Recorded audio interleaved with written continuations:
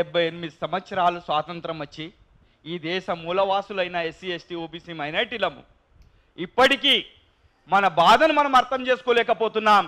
అందుకే ఈ round table. అత్యాచారం జరిగేది దళిత బహుజనులపైన, అన్యాయం జరిగేది దళిత బహుజనులపైన. కానీ ఎలక్షన్ రాగానే వానికి కడుపు నొప్పి లేదు, వాని అవ్వనివ్వడు అనలేడు, వాని అక్కనివ్వడు అనలేడు, వాని భూమిని గుంజుకోలేడు. ఆ దుర్మార్గపు నా కొడుకులు నిలబడితే వానికి చెంచాగిరి చేసేదానికి SC cell, ST cell, BC cell, minority cell, మహిళా సెల్ సిగ్గు శరం లేని వీళ్ళు. అదే కాకుండా రాజకీయంగా బాబాసాహెబ్ అంబేద్కర్ ఇచ్చిన రాజ్యాంగం సాక్షిగా పార్లమెంట్లో అసెంబ్లీలో కూర్చున్న ఈ గాడిదలు కనీసం నా జాతికి అన్యాయం జరుగుతుంది, మరి వారి గురించి నేను ప్రతినిధిగా ఈ అసెంబ్లీలో పార్లమెంట్లో కూర్చున్నాను అనుకున్న ఏ ఒక్క గాడిద కొడుకు కూడా కనీసం మాట్లాడకపోవడం సిగ్గుమాలిన చర్య అని ఈ నడి హైదరాబాద్ ఈ సమావేశం అన్నది ఏర్పాటు చేసినాం. ఓ ఎలమ పోయిండు, రెడ్డి వచ్చిండు, మళ్ళీ రేపు రెడ్డి పోతాడు, ఇంకొకడు ఎవడన్నా వస్తాడు. బలిసినోడు ఎవడత్తే ఏంది? మనము మామిడి చెట్టుకు నీళ్ళు పోతేనేమో మామిడి కాయలు కాస్తాయి, తుమ్మ చెట్టుకు నీళ్ళు పోసి మామిడికాయలు రావాలంటే ఎక్కడికి వెళ్తాయి?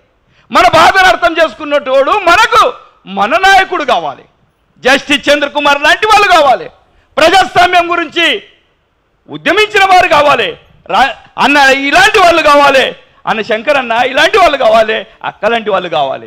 ఎందుకు కావాలి అంటే గొంతుకున్నది ఎవరికి బానిస కాకుండా ప్రశ్నించే గొంతుకలు ఉన్నాయి కనుక ప్రశ్నించే గొంతుకలు ఎన్నుకోవాలి. కానీ వీడు బీరిచ్చిండు, వీడు బ్రాండ్ ఇచ్చిండు, వీడు పెద్ద కులము, వీడు ఆ కులం అంటే ఇదే బానిసలు ఉంటాయని తెలియజేస్తూ, అతి ముఖ్యంగా పోలీస్ అధికారులు వాస్తవానికి వారి యొక్క కర్తవ్యాన్ని మర్చిపోయారు. రాజ్యాంగం సాక్షిగా కనీసం ఒక సెంటీమీటర్ వాని ఛాతి తక్కువ ఉంటే ముడ్డి మీద దాన్ని నడు గెటాఫ్ అని అంటారు. అది కూడా సోయి మరిచిన పోలీస్ అధికారులు. ఈ పోలీస్ అధికారి కాకముందు వాడు ఎంతో ఫిట్నెస్ తీసుకొస్తాడు, రైటింగ్ ఎగ్జామ్ కూర్చొని రాస్తూ ఉంటాడు, వారి అమ్మ నాన్న కష్టాన్ని అర్థం చేసుకుంటాడు. కానీ ఈ ముండా కొడుకులు, వాస్తవానికి ఇళ్ళని ముండా కొడుకులు అందరినీ అంటలేను, కొందరు ఇంకో ఇలాంటి వాళ్ళు కావచ్చు, విశ్వజిత్ కాంపాడే లాంటి వాడు కావచ్చు, లేకుంటే వీళ్ళని కొట్టిన వాళ్ళు లాంటి వాళ్ళు కావచ్చు, లేకుంటే మన ముంగటున్న ఈ తల్లి దళిత బిడ్డ వీరి మీద ఏ రామరెడ్డి గాడన్న ఉన్నాడో అలాంటి లుచ్చానా కొడుకులు వాళ్ళు వాని అయ్యకు పుట్టలేరు అన్నట్టుగా, వాళ్ళు ధనానికే పుట్టినట్టుగా ఈ మాదిరిగా వ్యవహరించే ఆ పోలీస్ అధికారులకు కూడా ఇడికెళ్ళే ఛాలెంజ్. బిడ్డలారా, ఇక ముందు గతంలో అంటారు, నయా పైసా జీతం లేనోడు ఎందుకురా ప్రజాస్వామ్యాన్ని నమ్ముకోకుండా వాడు అడిగిపోయిందంటే నిజంగానే న్యాయం అనేది ధర్మం అనేది లేదు కనుకనే అన్నలయ్యారు. వాళ్ళు చేసింది సెంటు భూమి సంపాదించింది కాదు, లేదా ఎక్కడన్నా ఏమన్నా కబ్జాలు చేసింది కాదు. వారంతా ప్రజాస్వామ్యం గురించి వారు పెట్టిన పేరు కూడా వాళ్ళకి తెలియదు. వాళ్ళ అయ్యవ కన్నా ఆ తల్లిదండ్రులను కూడా ఇడిచిపెట్టి సేవలు చేస్తారు. వాళ్ళు గొప్పోళ్ళు.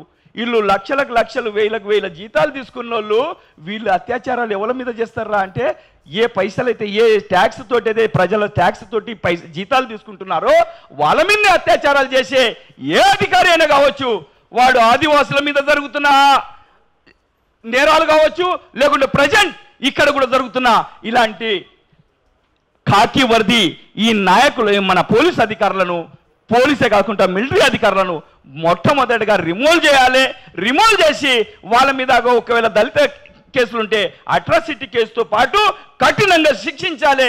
ఇక ముందు వాళ్ళని చూసినాక ప్రజాస్వామ్యం నిలబడేటట్టుగా ఇలాంటి పోలీస్ అధికారులకు ఇలాంటి శిక్షలు ఉంటాయి అన్నట్టుగా తెలిసేటట్టుగా నాయకత్వం ఉండాలి. ఇవాళ మనకు ఏ జడ్జి ఎక్కడ కూడా ఈ న్యాయం జరుగుతలేదు కనుకనే మనకు జస్టిస్ చంద్రకుమార్ గారిని మేము కోరుకుంటున్నాం. ఇంత దళిత సంఘాల ఆధ్వర్యంలో మాకు న్యాయం చేసేటోడు ఎవడు లేడు, కనీసం ఇన్నటోళ్ళని ఎవడు లేడు కనుకనే మేము జస్టిస్ చంద్రకుమార్ గారికి మేము విజ్ఞప్తి చేస్తున్నాం. ఏ పోలీస్ అధికారులైతే నేరాల బాధితులకై అంటే అక్కడ కేసీఆర్ యొక్క పాలన, దగ్గులబాజీ గారి పాలనలో ఉస్కే mafia, granite mafia, hospital mafia, ఎన్ని మాఫియాలు అంటే అన్ని మాఫియాలు వాని అబ్బా జాగీర్ అన్నట్టుగా ఎలమోడు ఎక్కడున్నా కానీ వాడు ఏదైనా కబ్జా చేసుకోవచ్చు. దాని కింద గులాంగిరి చేసిన కొందరు పోలీసు నా కొడుకులు కూడా ఉన్నారు. అలాంటి వాళ్ళతో ఎన్నో కేసులు ఎదుర్కొన్నారు. అందులో ఇంకో వీళ్ళు కూడా ఉన్నారు, విశ్వజిత్ కాంపాడే లాంటి వాడు, లేకుంటే వీడు రవీందర్ లాంటి వాడు. కనీసం వీళ్ళ మీద దాడి చేసిన వాళ్ళ మీద భారతదేశం అంతా ఆలోచించింది. మీరా కుమారి గా స్పీకర్ కూడా వస్తే ఈ కాంగ్రెస్ రాజకీయ నాయకులకు సిగ్గు శరము లజ్జ ఉన్నదా? వారికి సోయి ఉన్నదా? మరి ఆమె మీరా కుమారినే అడ్డుకున్నప్పుడు మీ రాజకీయ నాయకులు ఎక్కడిది అక్కడ అడ్డుకున్నప్పుడు మీరు ఏం ప్రమాదం చేసిర్రు? మీకు న్యాయం చేస్తామన్నారు, మరి నేరాల బాధితులు ఇప్పటికీ అడుగుతున్నారు మాకు న్యాయం ఎక్కడరా అని. న్యాయం పక్కకు పెట్టు. ఎవడైతే దొంగ నా కొడుకు ఎవడైతే ఎస్పీగా ఉన్నాడో వాని కర్తవ్యాన్ని మరిచి వాడు వీళ్ళ మీద 3rd డిగ్రీలు చేసిర్రో వాడిని ఉన్నతమైన పోస్ట్ ఇవ్వడం అనేది సిగ్గుమాలిన చర్య. ఇంకొకడు వాడు దళితుడు అంటాడు, వాడు కల్తీ దళితుడు, వాడు ఎస్ఐ పోయి సిఐ అయిండు ఈ కాంగ్రెస్ పాలననే. అంటే వీడు మారినా వాడు మారినా వాని యొక్క నీతి మారది కనుక ఇలాంటి దగులుబాజీ ముండా కొడుకుల్ని ఎన్నుకోకుండా ప్రజాస్వామ్యబద్ధంగా మన అస్తిత్వాన్ని కాపాడుకునే దానికి ఎవరికి ఎంత బాధ ఉన్నదో ఎవని వాటా వాడే అన్నట్టుగా మన దళిత బహుజనులను మనం ఎన్నుకుంటే ఈ రాజ్యాంగం మనది మారుతుంది. అంటే రాజ్యాంగాన్ని మనం ముందుకు నడిపించగలుగుతాం. ఒకవైపేమో మోదీ సర్కార్ అది ఆదివాసుల దగ్గరికి వెళ్ళి ఖనిజ సంపద ఉన్నదని ఖనిజ సంపదను దోసుకునేదానికి ఆదివాసుల బతుకులతో చెలగాటం ఆడుతున్నారు, అత్యాచారాలు చేస్తున్నారు. పక్క పొంటే ఊర్లోకి వెళ్ళి బయటికి తీసుకుపోయి ఆడ అత్యాచారాలు చేస్తున్నారు. ఏమని అంటే వాళ్ళే ఆత్మహత్య చేసుకున్నారు, లేకుంటే వాళ్ళను ఎన్కౌంటర్లో చంపేసినారు. నక్సలైట్ల పేరు మీద ఎంతమందిని మోసం చేస్తున్నారో ఇవి కనబడుతున్నాయి. ఖనిజ సంపదను దోసుకుంటున్నారు.